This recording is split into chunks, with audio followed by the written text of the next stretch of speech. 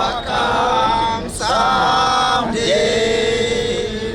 Deep in our hearts, we believe we shall overcome someday. We shall overcome.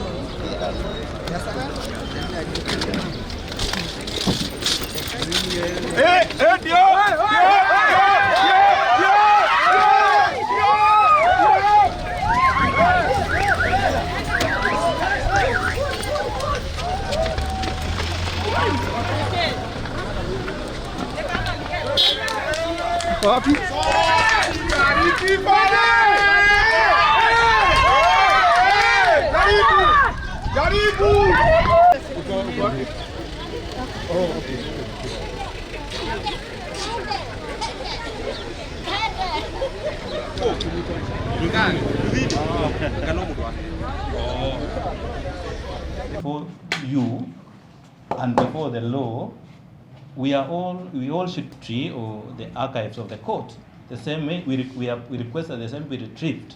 And we'll await for the court's ruling on the same.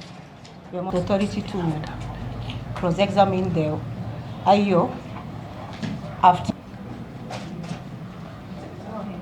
Yeah. You know, there's some. We shall overcome. We shall overcome someday.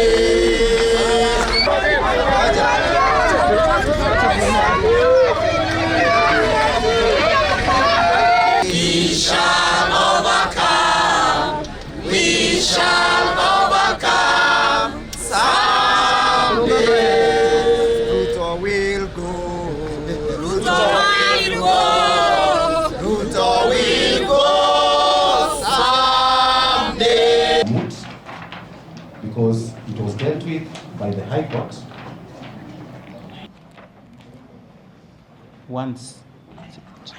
One hedge of the Constitution. We are aware that the accused person is a member of parliament and he has a constituency to serve. His constituents are waiting for him.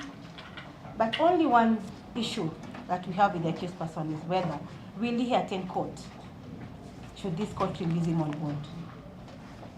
And the fact has been laid before you, Your Honor.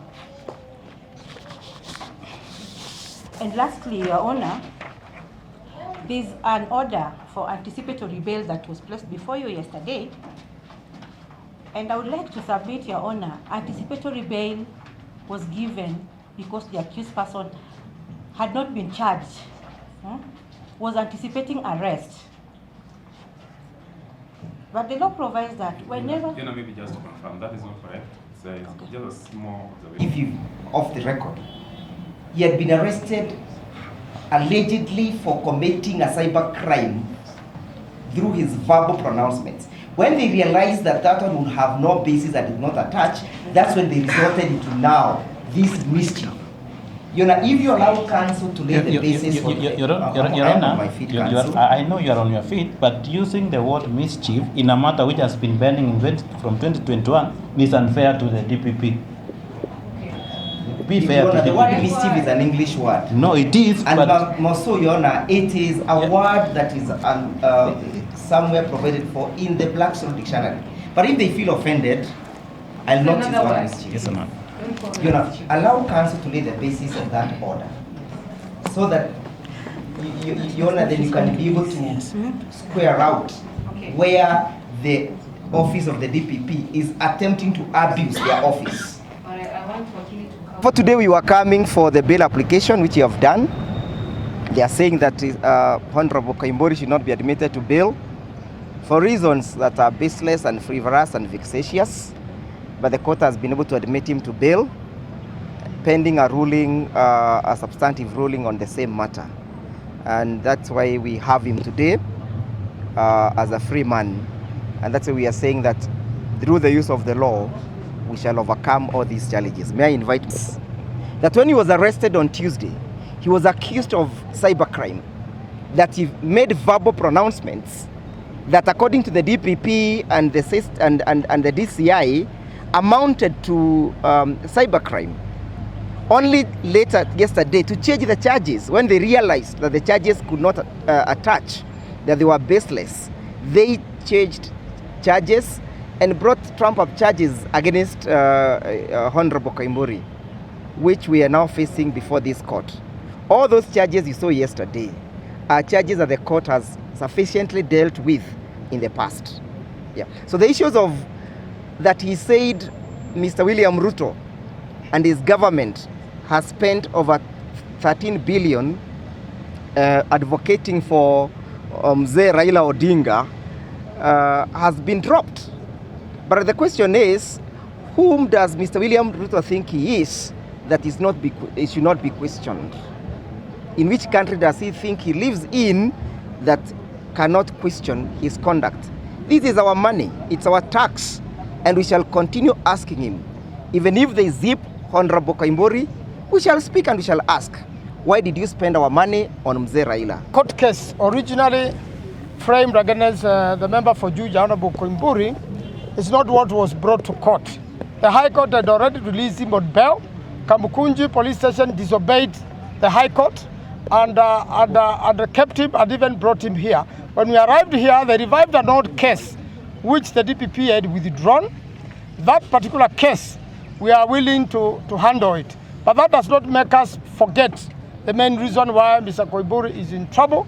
I want to encourage the honorable member to make a motion on the floor of the House and question the expenditure which went on in African Union campaign so that the country can know and the Ministry of Foreign Affairs can explain and the Office of the President can explain. Because Kenyans need to know under Article 35 of the Constitution all that information so that Kenyans can know how much of their taxes were spent. This case is just a trapped-up case. We know who started it previously before it was withdrawn. It has no evidence, to be supported in this court, and will be showing that during the trial. And it's just being turned around and being mistreated and prosecuted maliciously, of which if we win the case, we shall sue the state so that it can stop, and it can stop wasting the court's time by political trumped-up cases to mistreat people who question the government as to the expenditures, and this is part of his job to oversight the government. We were heard at length on the bail application. We argued, the DPP came with the arguments why Mheshimiwa should not be released, but the court will do justice. So far, we are comfortable, but going forward, let us not manage politics through the criminal justice system. Let us not do prosecutions of persecution. Let us not persecute people through prosecution. So we will do our best as lawyers. Mheshimiwa, we will support him. And for all Kenyans, we urge you, wherever you are, stay calm. The court will deal with the case judiciously and fairly. Thank you. The DPP came with an application to oppose the release of Mheshimiwa on bail. Basically, they are saying this person is not fit to be released on bail. But the High Court on 18th had already admitted him on bail in another application. So Mheshimiwa is fit for bail. So that argument cannot go anywhere.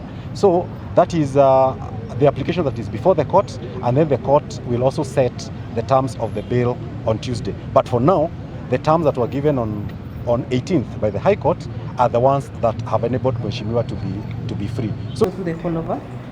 So ruling on the 25th of February 2025 at 10, I will extend the interim bail terms. Most obliged. Yesterday